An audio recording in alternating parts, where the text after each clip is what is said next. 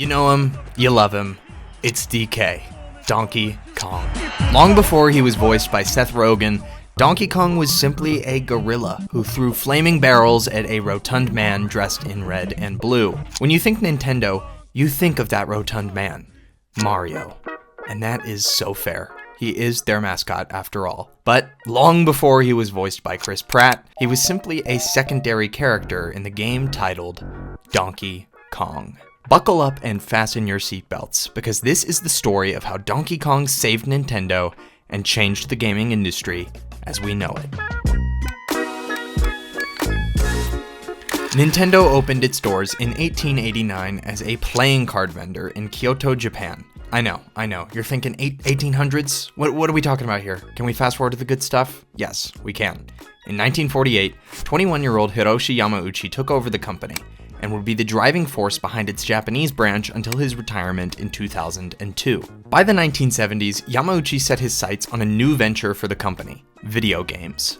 Although Nintendo's experimentation with video games provided some positive results, the company struggled to turn a profit on them due to high R&D costs. The company simply needed to make more money. Nintendo was firmly entrenched in Japan already, so Yamauchi sought to expand the company's distribution network.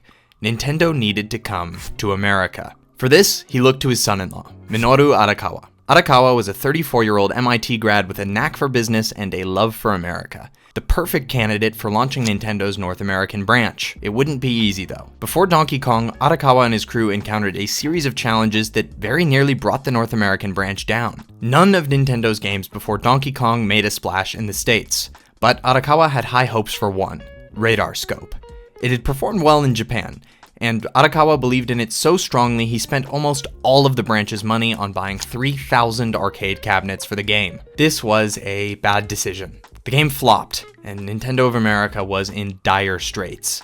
Let's take it back to Japan, where we have a new player. Enter Shigeru Miyamoto. If you've heard of video games, you've heard of Miyamoto, the mastermind behind classics like Mario Bros., The Legend of Zelda, and, of course, his OG masterpiece, Donkey Kong. But Miyamoto's game wasn't originally called Donkey Kong. Nintendo was working on a deal to license the characters from Popeye the Sailor Man, and Miyamoto was designing a game around the characters of Bluto, Olive Oil, and, of course, Popeye himself. So just know that in some alternate universe, Super Popeye Galaxy exists. Super Popeye 64, Bluto Country, Paper Popeye and the Thousand-Year Door.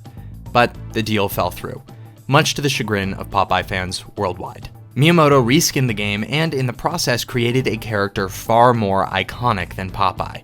Although, at this point, he was just a little red carpenter named Jumpman. Later, he would get the name Mario. His name came from Nintendo of America's landlord at the time, Mario Segale. Arakawa and his team in North America were skeptical. Who would play this game? What does Donkey Kong even mean? I don't want to play a game where I'm a chunky little red plumber. I want to play a game where I'm Popeye, man. Okay, I don't think they said that last part, but they didn't have many other options. And after positive feedback from around the Seattle area, Nintendo of America made the clever decision to install Donkey Kong on and repaint the unused Radar Scope machines to distribute across the country. Donkey Kong quickly became the runaway success Nintendo of America so desperately needed, becoming the highest-grossing arcade game of 1981 and 1982. Its non-arcade ports sold over 15 million units worldwide, and 132,000 arcade cabinets were sold through its lifespan, making it the third most sold arcade game of all time, behind Space Invaders and Pac-Man. The stage was set for Nintendo to dominate the gaming industry, which they would, but not before one final challenger arose: Universal Studios. You see, Donkey Kong happened to bear an uncanny resemblance to another popular character of the time. Can you guess who I'm talking about? Yep, Baby Yoda.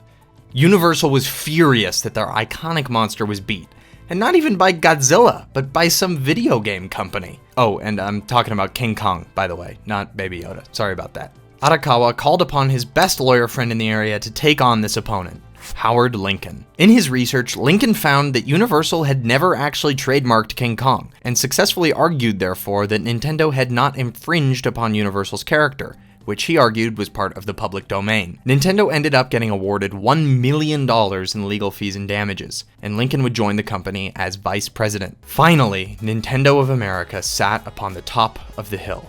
But a threat bigger than Universal, bigger than Radar Scope, loomed on the horizon: the collapse of the American video game industry as a whole. To take on that challenge, Nintendo would need a little help from Donkey Kong's other main character, Mario Jumpman Mario.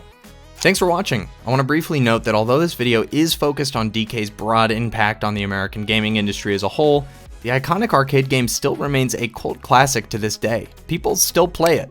It occupies its own little niche part of the cultural zeitgeist, and some of the more controversial characters around it, looking at you, Billy Mitchell, keep it around in the public eye. In my opinion, it would be fair to say that this game has aged like a fine wine, even if I can't get past level 1. See you in the next one, and don't forget to like and subscribe.